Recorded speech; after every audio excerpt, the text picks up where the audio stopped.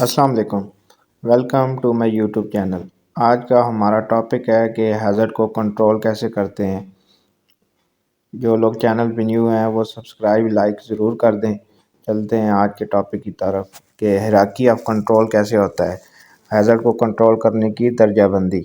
Hierarchy of control एक systematic approach है। ये डिज़ाइन किया गया है कि हैज़र्ड को एलिमिनेट किया जाए या रिड्यूस किया जाए, और ये एक पिरामिड है जिसके ज़रिए हम ये जानते हैं कि मोस्ट इफ़ेक्टिव और लीस्ट इफ़ेक्टिव कंट्रोल मेजर कौन सा होता है।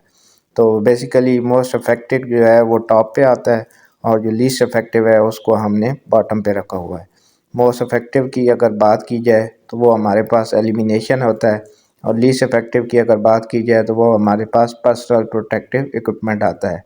तो इसको वन बाय वन भी हम देखते हैं। इसको हम 7 हायरार्की ऑफ कंट्रोल भी बोलते हैं।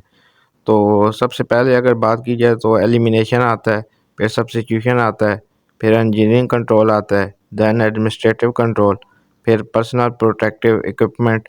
ये तो हमारे 5 बुनियादी हो गए, लेकिन आज हम जो सीखेंगे 7, तो उसमें 2 और भी इंक्लूड होते हैं, जिसमें आता है कि isolation and the last one is training and awareness session.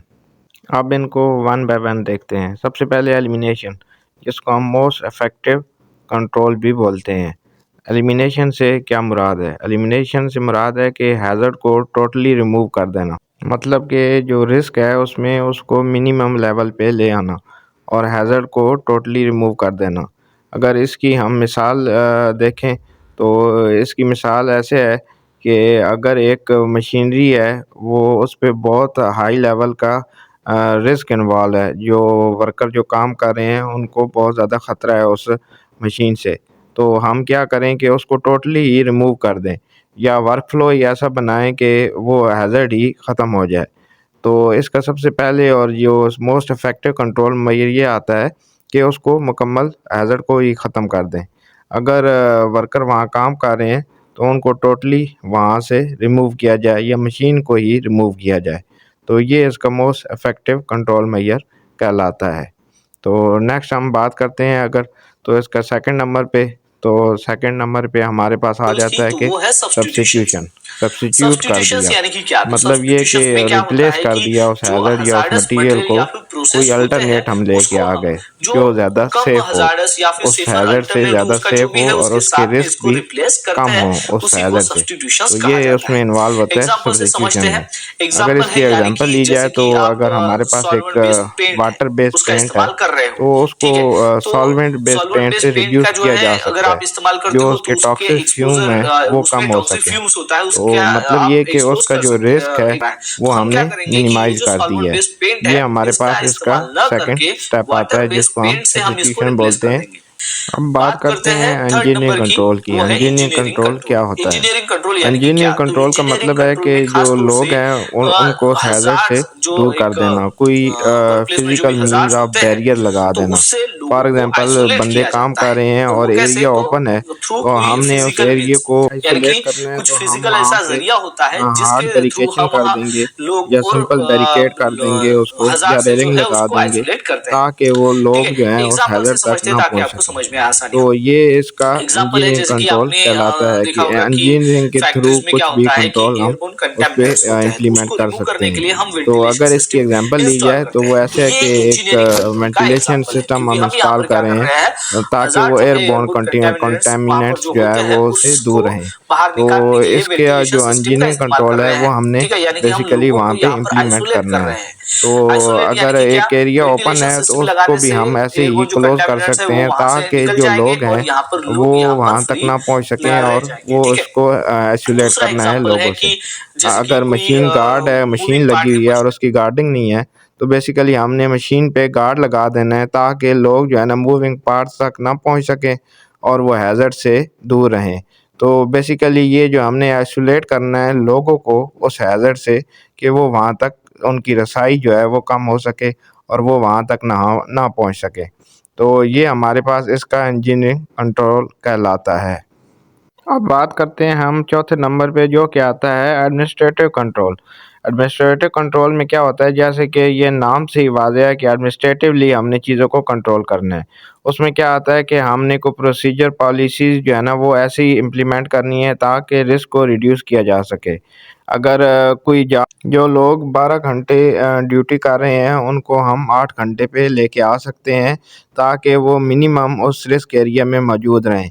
और ऐसे ही एग्ज़ाम्पल ली जाए तो जो लोग 8 घंटे काम करते हैं उनको हम 6 घंटे काम पे लेके आ सकते हैं, तो ये एडमिनिस्ट्रेटिव कंट्रोल कहलाता है इसका। अब बात करते हैं 5वें नंबर जिसको हम बोलते हैं लीस्ट इफेक्टिव कंट्रोल और इसको कहते हैं पर्सनल प्रोटेक्टिव इक्विपमेंट।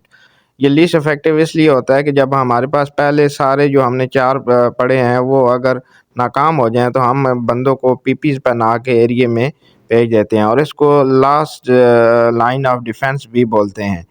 तो इससे क्या होता है कि हैज़र्ड तो रिमूव नहीं होता, लेकिन कम से कम ये है कि जो वर्कर हैं वहाँ जो हैज़र्ड के पास जाएँगे या रिस्क वहाँ इन्वॉल्व जो भी है, तो उसके पास जाएँगे तो कम से कम अपने आप को प्रोटेक्ट कर सकेंगे। तो जैसे कि कोई बंदे काम करने जा रहे हैं तो वो वहाँ अगर एरिया में गए तो अपने पर्सनल प्रोटेक्टिव इक्विपमेंट साथ ज़रूर लेके जाएँ। जैसे कि helmet, gloves, safety glasses, dust mask, full body harness, उसका यूनिफ़ॉर्म, ये चीज़ें उनके पास लाज़मी होनी चाहिए क्योंकि हैज़र्ड तो मौजूद है, लेकिन कम से कम वो अपने आप को उस हैज़र्ड से महफूज़ रख सकें। तो ये हमारे पास पर्सनल प्रोटेक्टिव इक्विपमेंट आती है, लेकिन इसको हम लास्ट लाइन ऑफ डिफेंस ही समझते हैं क्योंकि हैज़र्ड तो मौजूद है, रिस्क वहाँ मौजूद है, लेकिन कम से कम ये है कि लोग जो जा रहे हैं वहाँ काम करने के लिए उनके पास अपनी पर्सनल प्रोटेक्टिव इक्विपमेंट मौजूद होनी बहुत ज़रूरी होती हैं। कम से कम वो अपने आप को प्रोटेक्ट कर सकें, तो इसको हम बोलते हैं पर्सनल प्रोटेक्टिव इक्विपमेंट।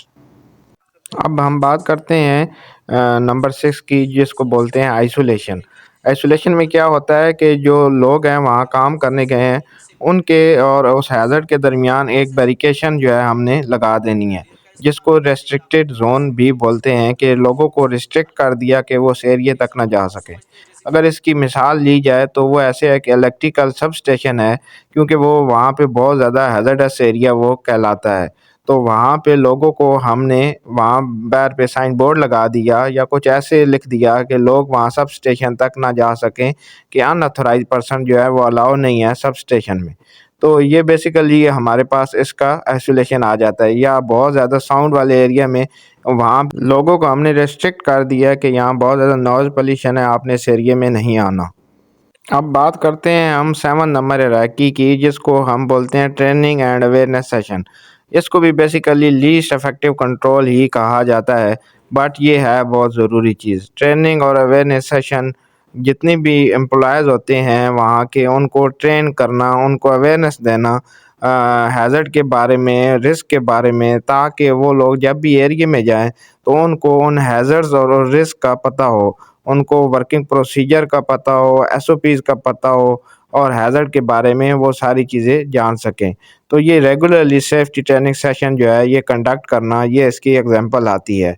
तो हमने रेगुलरली तमाम एम्प्लॉइज़ को ट्रेनिंग और अवेयरनेस सेशन देने होते हैं थ्रू टीबीटी या जो है ना क्लासरूम के थ्रू। और फिर उसके बाद एक डिस्प्ले कर देते हैं हम साइनेज या वार्निंग लेबल, जो लोग पढ़ सकें, वो ट्रेनिंग उनको मिल जाए कि ये वार्निंग यहाँ लगी हुई है, यहाँ ये लेबल लगा हुआ है। उनके पास इस चीज़ की अवेयरनेस भी होनी चाहिए कि इस चीज़ का क्या फ़ायदा है और क्या इसके नुकसानात हैं, ताकि वो हैज़र्ड्स जितने भी हैं और रिस्क जितने भी हैं वो उनको पता हों और वो अपने आप को महफूज़ रख सकें। तो ये बेसिकली आज की हमारी ट्रेनिंग की 7 नंबर हिरार्की थी। तो उम्मीद करते हैं कि आज आपको ट्रेनिंग पसंद आई होगी। जो लोग भी चैनल पे न्यू हैं वो ज़रूर सब्सक्राइब कर दें, जो ऑलरेडी हैं वो लाइक कर दें। Thank you.